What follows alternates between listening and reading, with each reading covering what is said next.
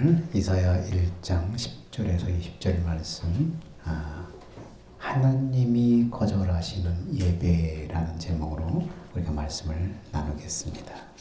성경에서 중요시하는 부분이 바로 예배입니다. 구약에는 제사였고 신약에는 예배라는 이름으로 호칭되고 있습니다. 예배는 하나님께 영광 돌리는 시간으로 하나님과 인간의 만남이고 하나님의 그 임재를 통해서 인간에게 복을 주시는 그런 시간이 바로 예배라고 할 수 있습니다. 믿음의 조상 아브라함과 이삭과 야곱, 이 3대를 성경에는 많이 언급을 하죠. 본으로 삼고. 그래서 믿음의 조상 아브라함과 이삭과 야곱, 이들은 어디든 머무는 곳에 제일 먼저 하는 것이 예배의 재단을 쌓았습니다. 이처럼 하나님은 그 단을 통해서 그들에게 복을 약속하셨고, 그래서 때가 이를 때 그 약속을 이루어 주셨습니다. 반면에 성경에는 많은 고난, 많은 시련과 고난, 그 원인들이 바로 이 예배의 단을 소홀히 하고 이 예배의 단이 무너질 때 고난과 시련과 환난으로 나타났습니다. 그러므로 예배의 승리는 신앙의 승리요, 예배의 실패는 바로 신앙의 실패인 것입니다. 따라서 신앙의 회복이 무엇인가? 예배의 본질로 돌아오는 것입니다. 지금 이 시대는 예배의 본질을 회복해야 될 그런 시대에 살고 있습니다. 무너진 가정의 회복, 영적 신앙의 회복, 가치관의 병든 가치관의 회복, 이런 예배를 통해서 회복이 되는 것입니다. 하나님은 예배를 통해서 인간과 교제하시고 영광을 받으십니다. 그런데 오늘 본문에 굉장히 충격적인 사건이 등장합니다. 하나님은 그토록 기뻐하시고 또 하나님이 그토록 찾으시는 이 예배를 하나님이 거절하시면서 받지 않겠다고 선언하십니다. 무엇입니까? 왜 그렇습니까? 성경엔 세 종류의 제사가 나오는데 첫 번째는 드리고도 화를 받는 그런 제사가 등장합니다. 아론의 아들 나답과 아비후가 하나님이 명하지 않는 그런 불을 하나님의 제단에 들이다가 그들이 죽임을 당하고 화를 당하고 말을 해요. 두 번째는 드리마나한 제사예요. 오늘 본문과 같은 그런 제사예요. 드리나마나한 제사. 세 번째는 하나님이 받으시는 제사, 하나님이 찾으시고 받으시는 제사가 있습니다. 이것은 신령과 진정으로 드리는 예배입니다. 이렇게 예배하는 사람들을 하나님이 찾으신다고 기록하고 있습니다. 오늘 말씀은 이사야 선지자가 지적하는 드리나마나한 제사로서 하나님이 받지 않으시는 제사입니다. 제사의 실패가 곧 신앙의 실패로 이어집니다. 예배는 이렇게 중요한 것입니다. 하나님은 오늘 본문에 보니까 하나님은 형식적인 제사를 거부하셨어요. 자, 12절 볼까요? 자, 우리 12절 같이 한번 읽어봅시다. 시작. 너희가 내 앞에 보이러 오니 이것을 누가 너희에게 요구하였느냐? 네. 그것을 너희가 내 앞에 보이러 오니 이것을 누가 너에게 요구했느냐? 내 마당만 밟을 뿐이라. 보이러 오는 제사를 하나님이 받지 않으신다는 거예요. 하나님은 이스라엘 백성들이 하나님 앞에 보이려고 하는 형식적인 제사, 흉내만 내는 형식적인 제사를 거부하시는 것입니다. 주님도 바리새인들이 절기를 지키고 금식하며 거룩한 척할 때 외식하는 바리새인들이라고 책망을 하셨습니다. 외식이 뭡니까? 겉과 속이 다른 것을 외식이라고 합니다. 어느 가톨릭 국가에서 실제로 일어난 사건입니다. 택시 운전사가 한밤중에 여자 손님을 태우고 가다가 으슥한 곳에 내렸습니다. 그는 여자를 차에서 내리게 한 후에 여자를 살해했습니다. 가방을 뒤져보니까 값비싼 보석과 햄버거가 먹으려고 햄버거를 사서 그 안에 들어있는 것입니다. 그런데 보석만 취하고 가방과 시체를 강에 버렸습니다. 그리고 그 다음날 그는 체포되었습니다. 경찰은 살해된 여자의 햄버거가 든 가방을 증거물로 잡았습니다. 경찰이 왜 햄버거를 먹어 치우지 않았느냐 하고 살해자에게 묻자 그는 이렇게 대답합니다. 지금이 사순절 기간이잖아요. 가톨릭 신자인 제가 어떻게 고기가 들어있는 햄버거를 먹을 수 있겠습니까? 이렇게 대답하는 거예요.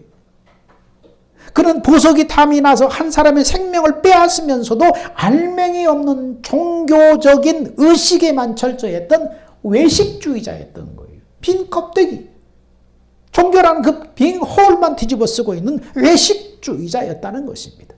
그렇습니다. 신앙생활을 하다 보면 타성에 젖어서 습관적이고 형식적인 예배를 드리기가 쉬워요.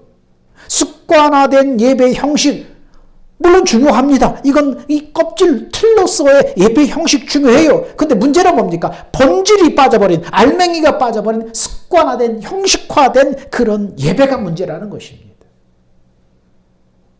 어린 아이들일수록 사람 앞에서 꾸밀 줄을 몰라요. 그래서 속의 마음이 금방 행동으로 나타나요.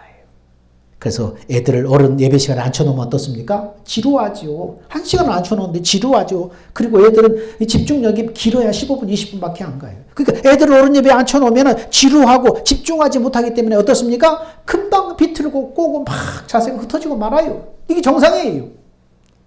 그런데 작년들 어떻습니까? 속으로는 딴 생각하면서 겉으로는 사람의 눈을 의식하고 듣는 척 하는 것입니다.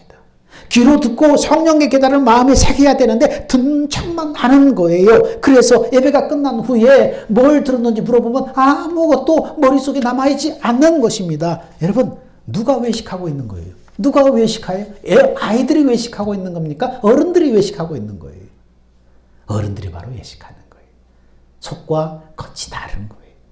그래서 가정예배를 드리면은 가정에서 예배라는 형식은 있지만은 하나님의 임재의식, 하나님을 의식하고 하나님의 영이신 하나님 우리와 함께 하신다는 하나님의 임재의식이나 중심이 없는 예배를 드리는 경우가 많았습니다. 그래서 가정에서 예배를 드리더라도 바른 복장을 해야 돼요. 지금 이 복장으로 외출을 할 수 있는 바른 복장을 해야 돼요. 그리고 바른 자세로 앉아야 돼요.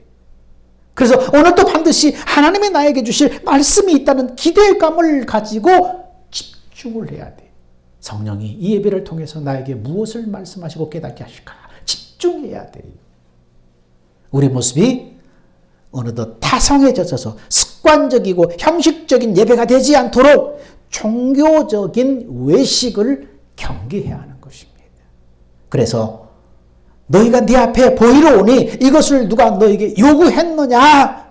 중심이 빠져버린 예배를 지금 책망하고 있는 거예요. 하나님은 제사 자체를 거부한 것이 아니라 중심이 빠져버린 겉으로만 보이려고 하는 흉내만 내려고 하는 그 제사를 거부하신다는 거예요. 제사 자체를 거부한 게 아니고. 누이 14세 때 있었던 실화입니다.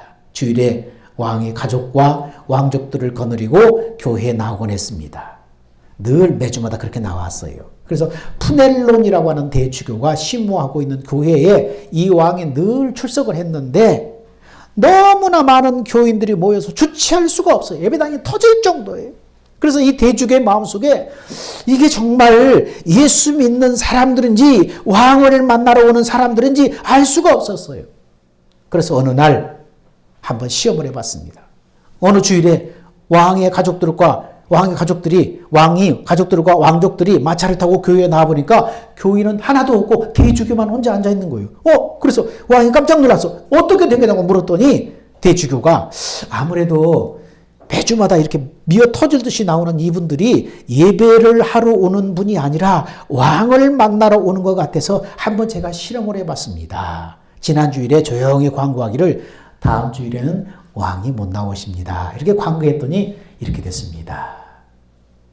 하나님을 예배하고 하나님을 목적으로 하나님을 기쁘게 시게 하는 것이 예배인데 교회에 나왔다가 왕과 한번 악수하고 또 왕의 얼굴을 한번 보이고 이 마음으로 교회에 나왔다는 거예요.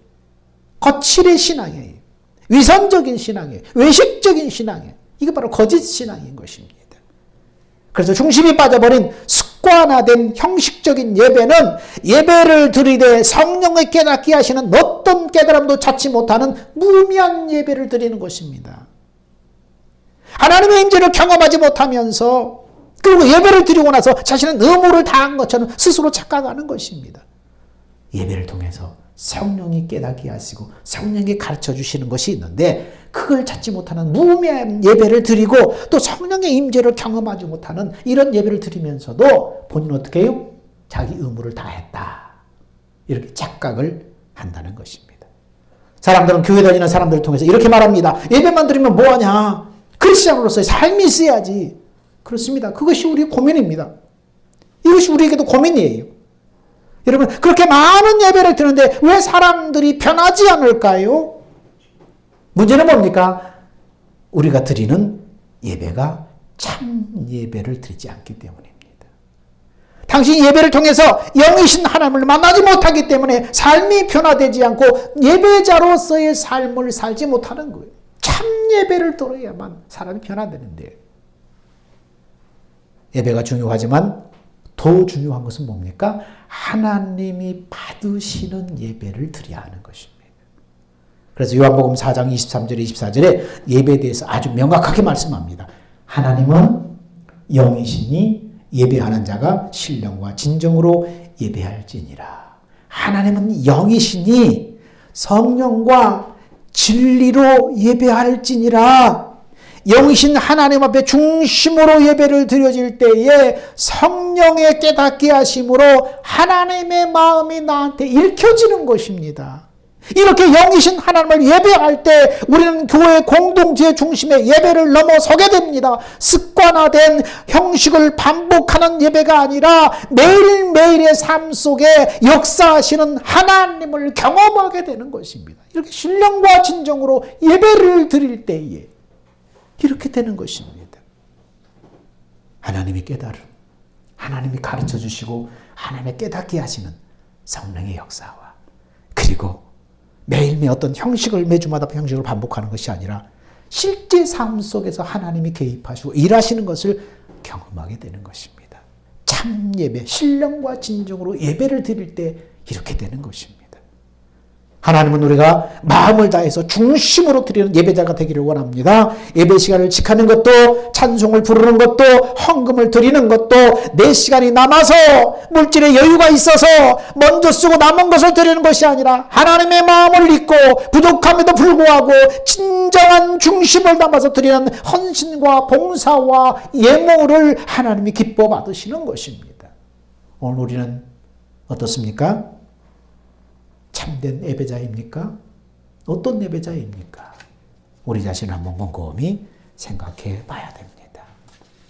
두 번째는 하나님은 헛된 재물을 거부하셨어요. 13절에 그렇게 나옵니다. 13절 읽습니다. 자, 시작. 헛된 재물을 가져오지 말라. 분향은 내가 가증히 여기는 바요. 월삭과 안식일과 대회로 모이는 것도 그러하니 성회와 아울러 악을 행하는 것을 내가 견디지 못하겠노라.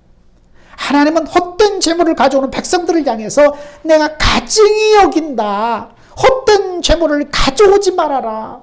왜 그래요? 마음이 빠져버린 재물 하나님이 받지 않기 때문에 그것은 헛된 재물이라는 거예요. 가증히 여긴다는 거 이런 재물을 무슨 말입니까? 가증히 여기다는 것은 혐오감을 느낀다는 거예요. 하나님께서 중심이 없는 형식적인 제사를 얼마나 싫어하시는가를 오늘 본문을 통해서 말씀하고 있는 것입니다. 말라기서 1장 8절에는 하나님의 백성들이 하나님 앞에 더럽고 눈멀고 병들고 다리 저는 재물을 드린다고 책망하고 있습니다. 이것을 너희 총독에게 드려봐라. 그 반응이 어떠하겠느냐? 총독이 기뻐하겠냐? 오히려 총독을 멸시하는 것이 되어서 오히려 화가 미치지 않겠느냐는 것입니다. 그러면서 너희가 그렇게 하나님 앞에 나오면서 하나님의 은혜를 구하며 불쌍히 여겨달라고 하면 내가 받겠느냐? 하나님이 그렇게 역정을 내고 계십니다. 진노하시면서 오히려 역겹다, 혐오한다, 너희 중에 누가 성전문을 좀 닫아버렸으면 좋겠다, 이렇게까지 말씀하셔요. 하나님께 드리는 모든 제물이나 예물은 흠없는 것으로 드려야 돼요. 흠이 없다는 것은 완전하다, 거룩하다 그런 말씀입니다.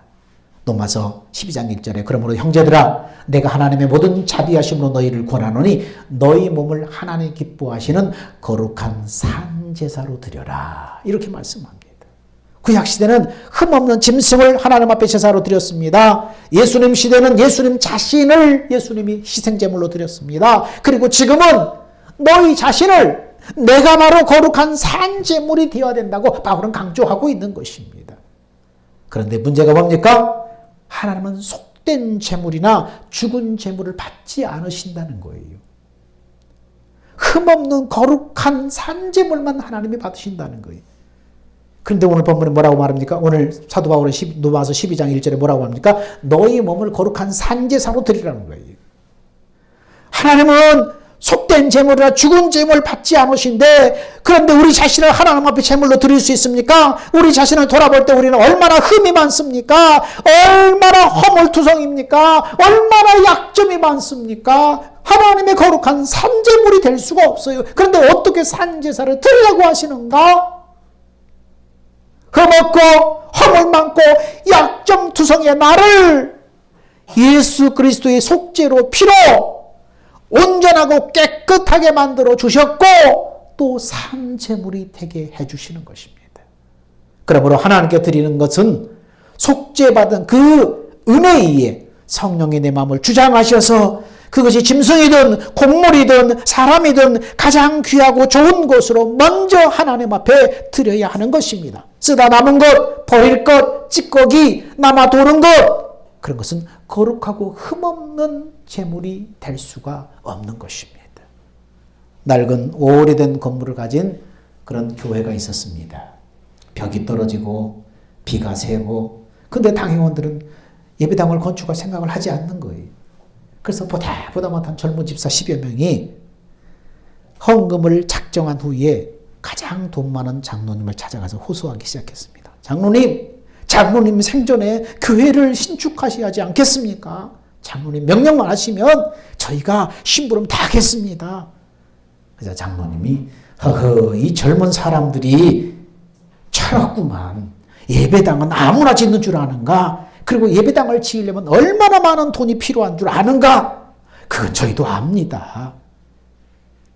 저희들도 최선을 다해서 헌금을 할 테니까 장로님도 헌금을 하시면 되지 않아요? 오호, 이 사람들이 내가 무슨 돈이 있다고 헌금을 하나?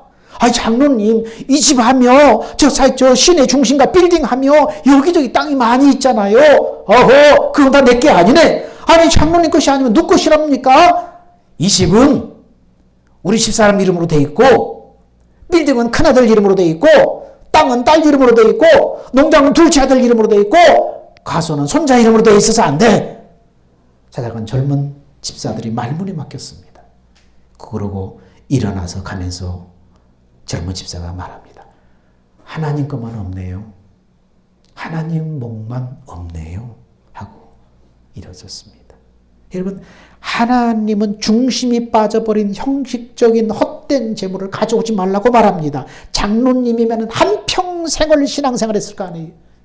근데 지금 그것을 보니까 어떻게 중심이 빠져버린 예배를 한평생 드렸고, 중심이 빠져버린 기도, 중심이 빠져버린 예물을 드렸을 거 아니에요.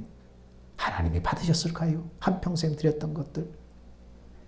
우리가 하나님 앞에 드리는 모든 것이 다 재물입니다. 예배와 기도도 그와 같은 것입니다. 죄를 품고 드리는 기도, 더럽고 눈멀고 병들고 다리 저는 재물과 같습니다. 그것을 하나님 앞에 드리는 것과 같습니다. 죄를 마음에 품고 중심이 없이 드리는 예배, 이런 흠 있는 예물을 주님 앞에 드리는 것과 같다는 것입니다. 그것은 뭡니까? 하나님을 멸시하는 거예요. 그 기도를 하나님 받지 않겠다는 거예요. 역겹다는 거예요. 분양은 내가 가증히 여기는 바라. 누가 좀 문을 닫아버렸으면 좋겠다고 말하는 거예요. 그러므로 우리는 하나님 앞에 나갈 때 제일 먼저 죄를 회개하고 품은 죄를 정리하고 버리고, 그 후에 재물도 기도도 예배도 성령이 내 마음을 주장하시는 중심으로 하나님 앞에 드려야 하는 것입니다. 그래야 헛된 예배, 헛된 기도, 헛된 예물이 되지 않는 것입니다. 세 번째, 하나님은 형식적인 기도를 거부하셨어요. 1장 15절에 보니까, 자, 읽겠습니다. 시작. 너희가 손을 펼 때에 내가 내 눈을 너희에게 가리고 너희가 마음에 기도할지라도 내가 듣지 아니하리니 이는 너희 손에 피가 가득함이라. 많이 기도해도 듣지 않겠다는 거예요. 하나님은 예레미야 33장 3절에 너는 내게 부르짖으라 내가 응답하겠고 크고 비밀한 일을 내게 보이리라 약속하셨습니다. 시편 50편 15절은 환난 날에 나를 부르라 내가 너를 건지리니 네가 나를 영화롭게 하리라 말씀하셨어요. 시편 118편 105절은 고통 중에 하나님께 부르짖었더니 내가 응답하시고 나를 넓은 곳에 세우셨도다 그렇게 고백하고 있습니다. 히스기야는 병들었을 때 죽게 되었을 때 눈물로 하나님 앞에 벽을 보고 기도할 때 15년의 생명을 연장시켜 주시고 전쟁 속에 기도할 때에 하나님의 승리를 안겨주셨습니다. 그런데 오늘 하나님 말씀이 너의 기도를 듣지 않겠다. 너희가 도움을 요청하려고 손을 펼지라도 내가 눈을 가려버리겠다. 하나님이 그토록 원하시고 기뻐하시는 기도를 왜 듣지 않고 하나님이 외면하시고 거절하신다고요? 중심이 없는 외식적인 기도였기 때문입니다. 외식과 위선과 가식은 죄입니다. 이 죄를 품고 기도하는 것 하나님은 듣지 않는 거예요. 외식이 왜 죄입니까? 겉과 속을 다르게 꾸민 거짓의 죄입니다. 외식은 겉으로만 착한 척하는 위선이고 사실이 아닌 것을 사실인 것처럼 꾸미는 허위의 죄인 것입니다. 그래서 15절 하반절에 뭐라고 말합니까? 너희 손에 피가 가득함이라. 죄를 품고 기도한다는 거예요. 이스라엘 백성들이 옷을 찢으며 기도할 때 하나님 뭐라고 말씀해요? 옷을 찢지 말고 너희 마음을 찢어라. 기도한다고 어떤 형식만 취하지 말고 마음을 찢는 통회하는 진정한 회개를 하라는 거예요. 흉내만 내지 말라는 거예요. 회개하고 뉘우칠 줄 모르는 기도는 하나님이 받지 않으셨습니다. 중심이 없는 외식적인 기도였기 때문입니다. 하나님은 많은 기도의 양보다 진실하고 중심으로 드리는 기도를 하나님이 받으시는 것입니다. 하나님은 죄를 품고 드리는 기도를 듣지 않으십니다. 차라리 그런 기도는 하지 않는 것이 더 유익합니다. 왜냐하면 그런 기도는 하나님의 이름을 망령되게 일컫는 것이 되기 때문입니다. 기도만이 아닙니다. 예물을 드릴 때도 예배를 드릴 때도 마찬가지입니다. 많은 기도, 많은 예배, 많은 예물보다도 진실하고 중심으로 드리는 길을 원하십니다. 여러분, 기도의 대상은 하나님이에요. 그러므로 사람이 듣기 좋은 기도가 아니라 하나님의 마음을 움직이는 기도를 드려야 됩니다. 그러면 어떤 기도가 하나님의 마음을 움직이는 기도입니까? 요한복음 15장 7절에 이렇게 말합니다. 너희가 내 안에 거하고 내 말이 너희 안에 거하면 무엇이든지 원하는 대로 구하라. 그러면 이루리라. 너희가 내 안에 거하고 내 말이 너희 안에 거하면 뭐든지 구하라. 내가 이루리라. 그러면 어떻게 내가 주님 안에 거하고 주님의 말씀이 내 안에 거할 수 있습니까? 예수를 믿는다는 것은 하나님의 약속을 이루시려고 약속을 따라 오신 분이 바로 예수님이십니다. 예수님의 십자가의 죽음과 부활로 나의 죄와 저주, 마귀의 종된 그 주종 관계가 폐기되었음을 믿는 것입니다. 예수님이 바로 약속을 이루신 하나님이 보내신 분이고 그분이 십자가의 죽음과 부활로 나의 죄와 마귀와의 그 주종관계, 마귀의 종된 주종관계가 이미 폐기되었음을 내가 믿는 것입니다. 그리고 주님이 죽으실 때에 나의 옛사람이 주님과 함께 죽었고 주님이 부활하실 때 그 부활 생명 속에 나도 생명의 씨로 주님과 함께 부활했음을 믿는 것입니다. 이렇게 예수를 믿고 영접한 사람에게 부활의 주님이 성령으로 내 몸을 성전 삼아 임하셨습니다. 이것이 바로 너희가 내 안에 거하면이. 주님이 내 몸을 성전 삼아 내 안에 오셨지만 실상은 뭡니까? 나는 부활의 주님의 그 생명 속에 있는 것입니다. 주님이 내 안에 오셨지만 나는 실상 그 주님의 부활 생명 안에 있는 것입니다. 우리는 주 안에 있는 거예요. 이 사실을 믿을 때에 나는 주님 안에 있는 거예요. 주님이 내 안에 계시지만 실상은 나는 주님의 그 생명싸개 안에 있는 거예요. 이것이 너희가 내 안에 거하고 이 사실을 믿을 때 너희가 내 안에 거하고 그 다음에 내 말이 너희 안에 거하는 것은 뭡니까? 자, 주님 안에 거하는 사람에게 예수의 영이신 성령께서 우리 안에 오셔서 그때부터 뭐 하셔요? 말씀하고 가르쳐서 깨닫게 하심으로 하나님의 사랑을 알게 하는 거예요. 그래서 설교 시간에 말씀 속에 말씀하시는 주님의 음성, 성령의 가르침을 깨달으려고 해야 돼요. 기대하는 마음을 가지고 들어야 돼요. 성령이 오늘 말씀을 통해서 나에게 뭘 깨달으시고 뭘로 구하시는가를 들어야 돼요. 주님 안에 이렇게 거하는 사람에게, 너희가 내 안에 거하고 있던 그 주님 안에 거하는 사람에게 우리 안에 오신 그 주님의 영이신 성령께서 말씀하고 가르쳐서 깨닫게 하셔요. 뭐요? 하나님이 어떤 분인가? 하나님의 사랑을 깨닫게 하는 거예요. 우리는 하나님의 사랑을 날마다 배워가는 거예요. 성령의 역사로 하나님의 사랑을, 아버지의 사랑을 알게 되면 하나님을 사랑하게 됩니다. 하나님을 사랑하는 예수의 마음이 내 안에 임합니다. 하나님의 사랑을 배워갈수록, 하나님의 사랑을 깨워칠수록 우리 안에 뭐가 깊어져요? 하나님을 사랑하는 마음이 자꾸만 깊어져요. 그 하나님을 사랑하는 마음의 핵심이 뭐예요? 예수님의 마음이에요. 예수님이 그렇게 아버지를 사랑하셨어요. 그래서 주님을 사랑하는 주님의 마음 안에서 그때부터 누가 해요? 내 안에 임하신 그 주님의 마음 안에서 주님의 마음으로 말씀하고 가르치시고 우리를 인도하시는 거예요. 이게 뭐예요? 내 말이 너희 안에 거하며. 주님이 우리 안에 거하시지만 두 번째, 내 말. 요한복음은 내 말이 영이요 생명이라고 그랬잖아요. 그러니까 주님이 생명으로, 영으로 우리 안에 말씀하시는 거예요. 우리가 쉽게 말하면 그것은 뭐예요? 마음으로 말씀하시는 거예요. 그것이 바로 내 말이 너희 안에 거함이에요. 이런 사람은 이렇게 주님의 마음으로, 영으로, 생명으로 주님이 우리에게 말씀하시는데, 이런 사람은 복음을 듣고 깨달아서 예수를 영접한 자에게 성령의 사역으로 주님의 마음이 임해서, 그러면은 무엇이든지 그 마음으로 구하라. 그러면 내가 이루어주겠다. 뭐든지 구하라. 그러면 내가 다 이루어주겠다. 이렇게 말씀하고 있는 것입니다. 여러분, 이 마음으로 기도하는 것이 하나님의 마음을 움직이는 기도예요. 이 마음으로 예배드리는 것이 영과 진리로 예배하는 거예요. 영은 뭐예요? 성령이에요. 진리는 뭐예요? 성령에 가르치시고 깨닫게 하심으로 주님 마음 안에 우리를 이끌어가는 거예요. 이게 진리예요. 그래서 영과 진리로 예배하는 거예요. 이 마음으로 드리는 예물과 헌신이 거룩하고 흠이 없이 드리는 예물이에요. 그러므로 복음의 약속을 믿고 성령의 인도하심을 사모하며 기도함으로 주님의 마음 안으로 들어가기를 힘써야 됩니다. 그래서 예배의 본질을 회복하고 하나님의 찾으시는 예배자가 되어서 여러분을 통해서 무너진 가정이 회복되고 영적 신앙이 회복되고 이사의 병든 가치관이 회복되는 것입니다. 사랑하는 여러분, 복음을 붙잡으셔야 돼요. 하나님 우리에게 주신 약속, 복음을 붙잡고 성령의 인도와 사모하심을 사모해야 돼요. 그래서 성령의 가르침과 깨달음으로 하나님의 사랑을 알아가야 돼요. 아버지의 마음을 알아가야 돼요. 그 마음이 바로 본질이에요. 오늘 여러분은 이런 예배자가 되어서 여러분을 통해서 하나님의 마음껏 일하시는 역사가 여러분의 삶 속에 나타나기를 축원드립니다. 기도합니다. 사랑하는 주님 감사합니다.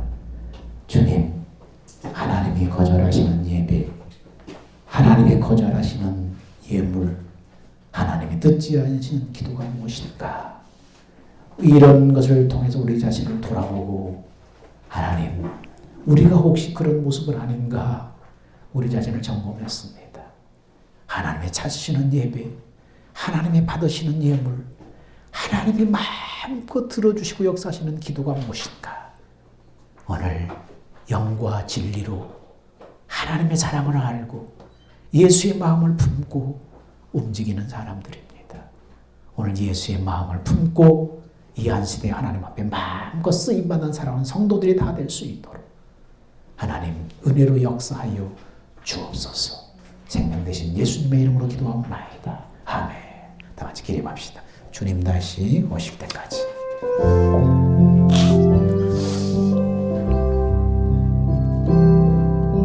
주님 다시 오실 때까지 나는 이 길을 가리라. 좁은 길 나의 십자가 지 나의 가는 이 끝에서 나는 주님을 보리라. 영광의 내 주님 나를 맞아주시니 주님 다시 오실 때까지 나는 일어나 달려가리라. 주의 영광 온 땅도 불 때 나는 일어나 노래하리. 내 사모하는 주에게 온 세상 구주시로 내 사모하는 주에게 영광의